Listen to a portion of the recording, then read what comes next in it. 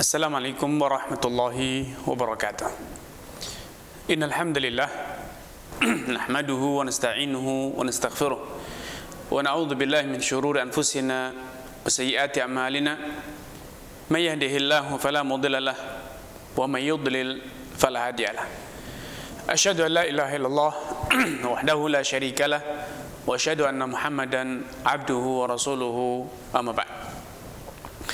Pemirsa Fatwa TV dimanapun Anda berada, alhamdulillah kembali saya dapat hadir ke tengah ruang share Anda untuk bersama-sama tafakuh fi dinillah, mempelajari, menggali ilmu agama Allah Azza wa Jalla ini.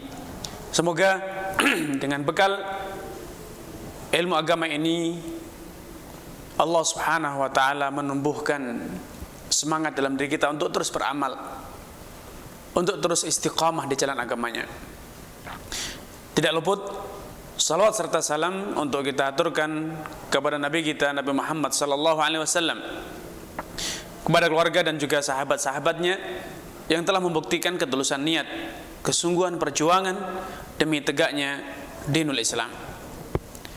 Pemirsa Fatwa TV dimanapun Anda berada, Al-Muallif rahimahullah Al-Imam Abu Syuja' menyatakan wa tabra'u biha dhimmatul muhil.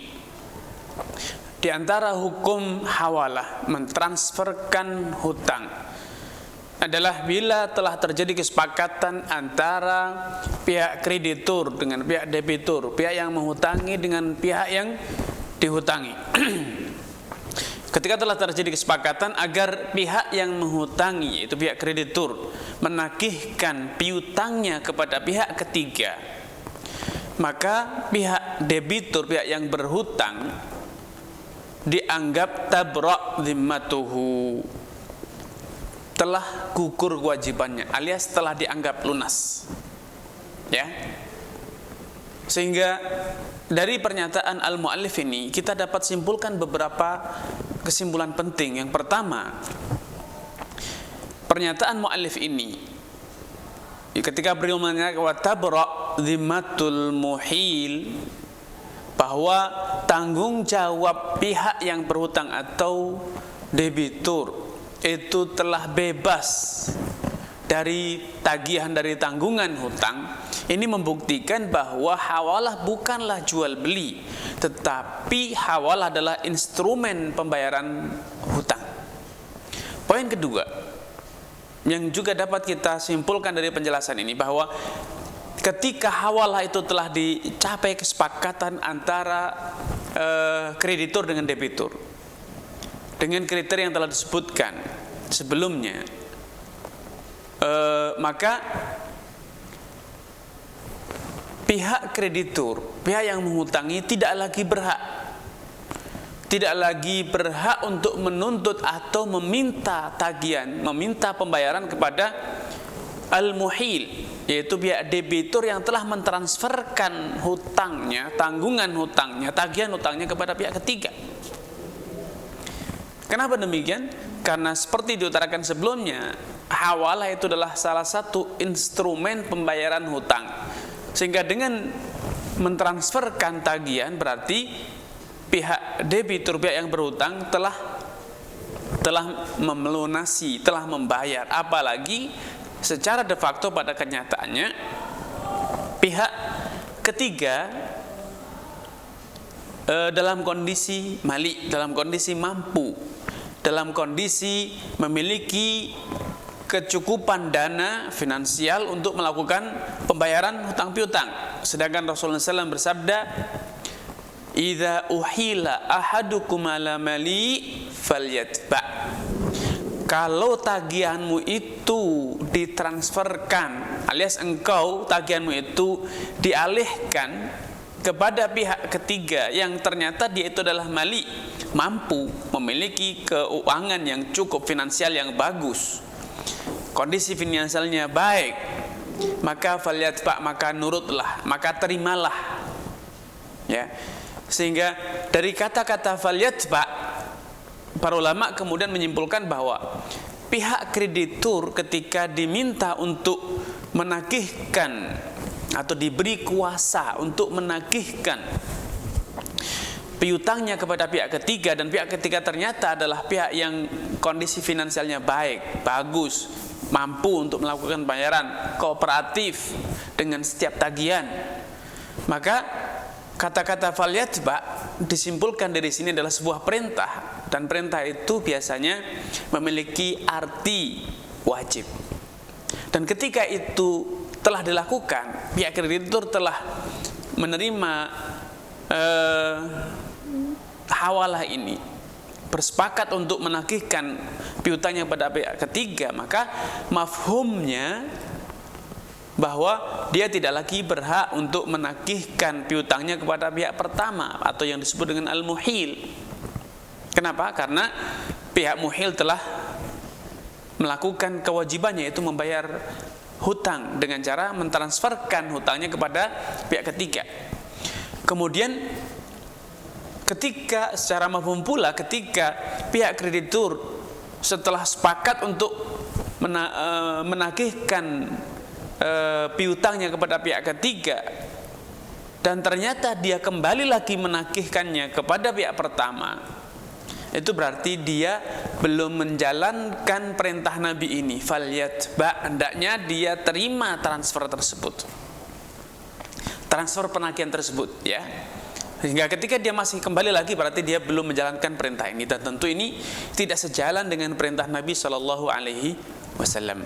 Kemudian di antara kesimpulan yang juga bisa kita sarikan dari pernyataan muallif, wa tabra biha dhimmatul muhil.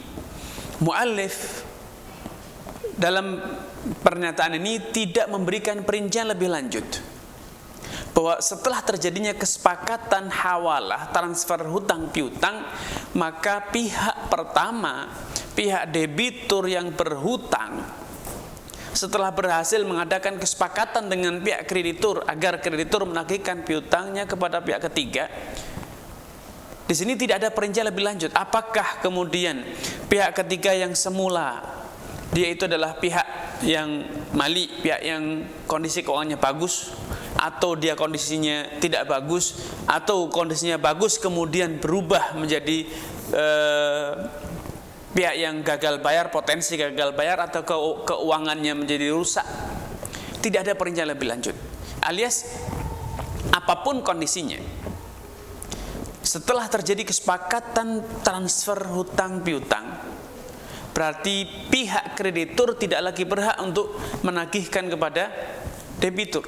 Ia hanya berhak menagihkannya kepada pihak ketiga yang telah disepakati tersebut, tanpa ada beda apakah pihak ketiga itu kondisinya tetap mampu untuk melakukan pembayaran, kondisi keuangannya bagus, dan dia tetap kooperatif melakukan pembayaran, atau ternyata pihak ketiga berubah kondisinya, yang semula kondisi keuangannya bagus berubah menjadi buruk, yang semula kooperatif dalam melakukan pembayaran ternyata menjadi tidak kooperatif, ngemplang, susah ditagih, molor-molor janjinya, mengingkari janji, atau yang sering diistilahkan dengan wan prestasi. Ataupun semula pihak kreditur mengira bahwa pihak ketiga ini adalah orang yang kondisi keuangannya baik, ternyata dia salah duga, salah persepsi, salah perhitungan. Dia anggap dia ternyata kondisi keuangannya bagus, ternyata faktanya tidak demikian.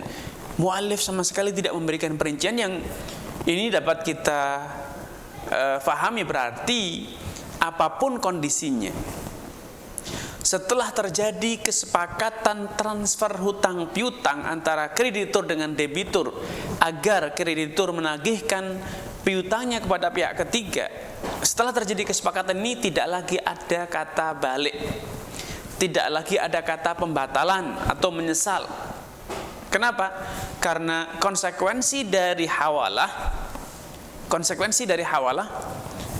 kewajiban pihak debitur atau pihak pertama yang berhutang telah gugur, dan Kalau sudah dikatakan gugur, dianggap lunas, dianggap tanggung jawabnya itu telah bebas, maka tidak bisa kembali menjadi tersibukkan dengan tagihan, tidak lagi bisa dikembalikan. Sehingga yang semula telah bebas maka ya seterusnya bebas. Tidak bisa dikatakan semula bebas kemudian menjadi tidak bebas kembali. Ini pernyataan atau ini adalah madhab yang diajarkan dalam madhab al-Imam Syafi'i rahimahumullah. Pendapat kedua, bahwa sebagian ulama memberikan satu perincian yang cukup moderat. Mereka mengatakan ada beberapa kondisi di mana kreditur berhak untuk menagih ulang debitur, pihak yang berutang, yaitu bila ternyata terbukti atau didapatkan indikasi kuat, bukti-bukti yang meyakinkan bahwa debitur telah sengaja menjerumuskan, sengaja menipu, sengaja memperdaya kreditur dengan mengasankan tagihkan piutangmu kepada pihak ketiga. Dia itu orang yang finansialnya bagus, kooperatif, dia itu misalnya selama ini terbukti orangnya baik, perilakunya bagus, sehingga pihak kreditur merasa yakin bahwa pihak ketiga ini demikian kondisinya. Namun ternyata tidak demikian. Ternyata pihak debitur sengaja menipu kreditur. Maka dalam kondisi semacam ini, karena terjadi penipuan, terjadi kesengajaan atau yang disebut dengan tadlis, manipulasi, maka dalam kondisi ini kreditur berhak menagihkan ulang piutangnya kepada debitur. Kenapa? Karena debitur di sini telah berbuat wan prestasi. Dia telah menipu, dia telah mengingkari janjinya. Dia telah mengingkari komitmennya untuk mentransferkan utangnya kepada pihak yang kooperatif, kondisi keuangannya baik, ternyata tidak demikian. Dan ini termasuk adalah perbuatan zalim. Ya, Rasulullah SAW telah bersabda, matlul ghani zulmun. Penundaan orang yang mampu itu adalah suatu kezaliman. Dan kalau itu ternyata kezaliman, berarti ya tidak benar. Karena apalah artinya menunda langsung atau mentransferkannya kepada orang yang tidak kooperatif, bahkan orang yang pailit. Hasilnya sama, yaitu piutang kreditur tidak terbayarkan. Apalagi ada kezaliman, pemalsuan atau dusta. Dan ini adalah satu kezaliman jelas. Rasulullah SAW juga telah bersabda, laisa li'irkin zalimin haqqun. Pelaku kezaliman itu tidak punya hak. Alias karena hadis ini bersifat umum, dia tidak punya hak, maka hak dinyatakan bebas tanggungan, dia tidak berhak karena dia ternyata menipu, karena dia sengaja memanipulasi, berarti dia zalim, maka dia tidak mendapatkan hak untuk dinyatakan bebas dari tanggungan. Ini kondisi pertama. Kondisi kedua, ketika pihak kreditur salah persepsi, bukan sengaja, bukan karena kesengajaan dari debitur, tetapi ada hal-hal yang di luar dugaan. Ia kira, pihak kreditur misalnya mengira bahwa pihak ketiga ini jaraknya dekat sehingga mudah untuk ditagih, ternyata dia salah. Ia kira, atau salah nama misalnya, ia kira pihak ketiga ini adalah orang yang dekat rumahnya, padahal ternyata jauh. Untuk menagihkannya itu butuh transportasi, butuh perjalanan yang jauh, sehingga pasti sangat merepotkan kreditur. Dalam kondisi semacam ini, ketika dia salah praduga, salah persepsi, dan itu tanpa kesengajaan, maka kondisi kedua ini boleh dia membatalkan kesepakatan hawalah. Membatalkan kesepakatan hawalah. Kenapa?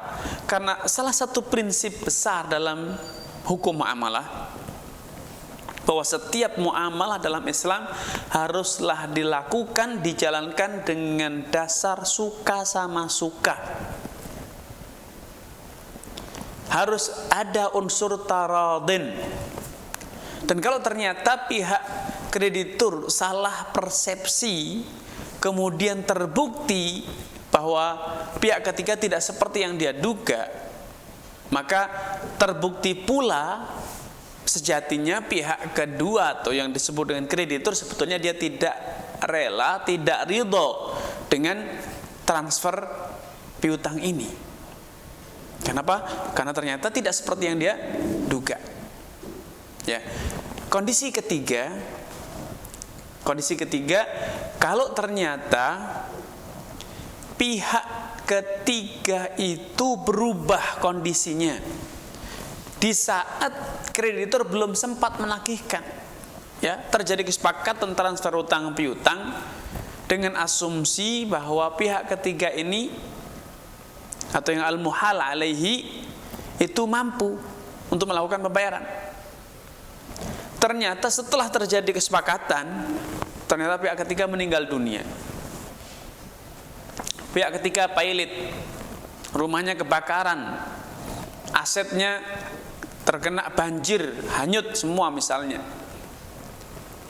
Sehingga dalam kondisi semacam ini tidak ada faktor kesengajaan dari pihak pertama dan juga tidak ada keteladanan pihak kedua, tapi ini adalah faktor emergensi di luar kewenangan dan kuasa manusia.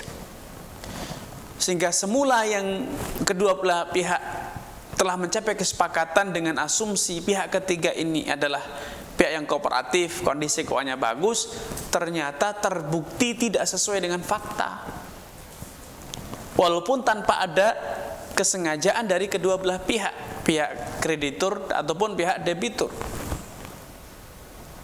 Maka dalam kondisi semacam ini, sebagian ulama mengatakan kreditur boleh mengurungkan, membatalkan kesepakatan hawalah. Dengan konsekuensi berarti kreditur menagihkan kembali piutangnya kepada debitur, kepada pihak pertama. Kenapa demikian? Karena kesepakatan yang telah dicapai antara kedua belah pihak tersebut dibangun di atas satu persepsi yang terbukti salah. Dibangun di atas asumsi yang terbukti menyelisihi fakta. Dalam kaidah ilmu fikih dinyatakan la ibrata bidzan al-bayyin khata'uhu. Satu praduga, satu asumsi, satu perkiraan yang terbukti menyelisihi fakta, terbukti tidak sesuai dengan fakta, itu la ibrah, tidak layak diperhitungkan, tidak layak dipedulikan, alias diabaikan. Karena itu diabaikan, karena itu tidak diperhitungkan, asumsi yang terbukti menyelisih fakta itu tidak dianggap, maka tidak bisa dijadikan sebagai pondasi, dijadikan sebagai dasar membangun suatu kesepakatan atau satu akad. Dengan demikian, kesepakatan yang telah dicapai antara kedua belah pihak, antara kreditur dengan debitur, pihak yang berutang dengan yang menghutangi, karena kesepakatan ini, akad ini dibangun di atas asumsi yang ternyata salah, di atas praduga yang ternyata menyelisihi, tidak sesuai dengan fakta, maka karena asumsi ini salah, menyelisih fakta, maka apapun yang dibangun, apapun turunan dari fakta, praduga tersebut juga harus diabaikan. Sehingga pendek kata, ketika terjadi salah praduga, salah asumsi, walaupun tentu itu tidak disengaja, kalau disengaja jelas seperti yang dalam kondisi pertama, kedua belah pihak tanpa mengetahui, tanpa sadar bahwa pihak ketiga telah meninggal atau pailit atau terkena musibah. Maka dalam kondisi semacam ini, pihak yang merasa dirugikan, dan biasanya yang dirugikan adalah pihak kreditur, pihak yang menghutangi, berhak untuk membatalkan kesepakatan hawalah, berhak untuk menganulir kesepakatan yang telah dicapai. Dan pembatalan ini tentu adalah dalam rangka untuk memproteksi, dalam rangka untuk melindungi pihak kreditur yang akan menanggung kerugian. Karena bila kesepakatan ini dilanjutkan, maka berarti pihak kreditur dirugikan. Padahal ada satu poin penting yang perlu diingat selalu dalam kasus hutang piutang. Pihak kreditur itu adalah pihak yang telah berbuat baik, mengulurkan tangannya, memberikan jasanya. Biasanya pihak kreditur itu adalah orang yang menolong, pihak yang meringankan kesusahan debitur. Tentu orang yang telah berbuat baik, berjasa semacam ini, menunda tagihan, memberikan kelapangan, melakukan penjualan dengan skema pembayaran berjangka, ini semua adalah orang yang baik, orang yang berbuat jasa. Tentu orang semacam ini tidak boleh dibalas kebaikannya dengan kejelekan. Tidak layak kita membalas air susu dengan air tuba. Ma'alal muhsinin min sabil. Tidak ada alasan, tidak ada celah sedikit pun untuk menyakiti, apalagi menghukumi, apalagi menzalimi orang yang berbuat baik. Ya, sampai-sampai Nabi SAW menjelaskan tentang keutamaan memberi hutang kepada orang lain. Ya, memberi atau menghutangi orang lain atau memberi piutang kepada orang lain. Nabi bersabda, "Man aqrada dirhaman marrataini kana ka shadaqatihi marratan." Siapapun yang menghutangkan uang 1 dirham sebanyak 2 kali, maka pahalanya setimpal dengan dia mensedekahkan 1 dirham.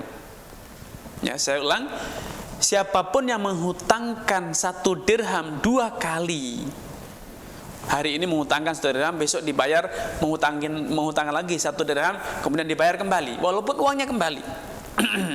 Tetapi dia telah mendapatkan, Allah SWT telah mencatatnya sebagai sedekah 2 kali. Kenapa demikian? Perlu difahami bahwa dalam konsep Islam yang namanya harta itu terdiri 2 unsur. Ain, fisik barang, dan manfaah, kegunaan barang.